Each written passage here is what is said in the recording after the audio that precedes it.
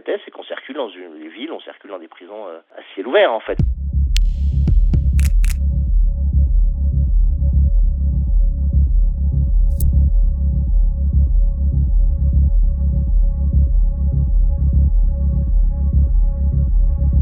Là, on se retrouve au XXIe siècle avec des technologies de reconnaissance faciale, de reconnaissance par l'iris, en plus des empreintes digitales, de l'ADN. Là, on a les moyens de mettre en place une surveillance et une traçabilité permanente des individus.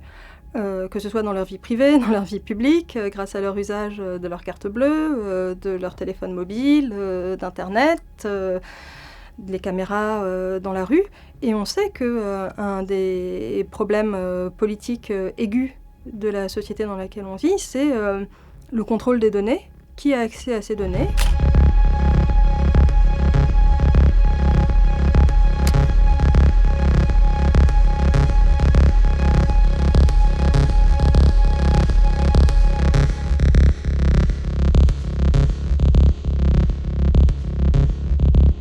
Il n'est plus possible pour la Grande-Bretagne d'envoyer ses prisonniers, de les déporter dans les colonies comme on faisait autrefois. C'est pas seulement de punir ou de surveiller, mais c'est aussi de permettre la réforme morale de l'individu.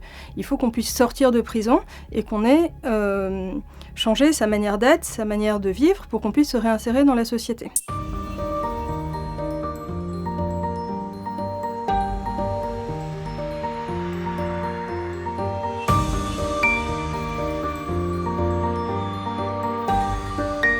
C'est-à-dire la prison où les surveillants peuvent voir sans être vus. C'est installé de façon que nous, les détenus, on ne voit rien du tout, on est surveillés. À tout moment, on pense qu'on peut nous voir.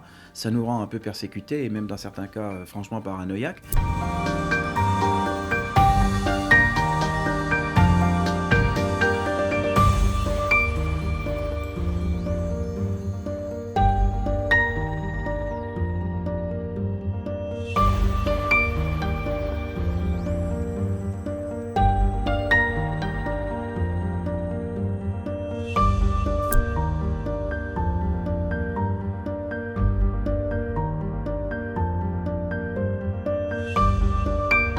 Il a trouvé dans l'utilitarisme et dans la prison panoptique de Bentham à la fois un modèle architectural, mais aussi la réflexion sur un dispositif comportemental, un dispositif politique.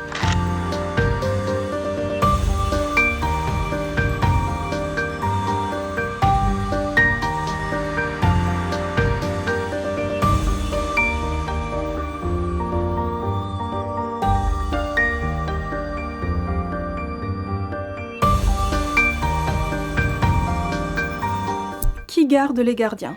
Qui surveille les surveillants ? Bentham construit, au niveau de chaque étage de cellule, des corridors, des couloirs extérieurs qui permettent aux membres du public, donc aux citoyens, à la bonne société, de venir observer non seulement les prisonniers, mais aussi la façon dont ils sont traités par les gouverneurs. Et cette question d'ouverture sur l'extérieur du dispositif est quelque chose auquel Bentham consacre aussi beaucoup d'énergie.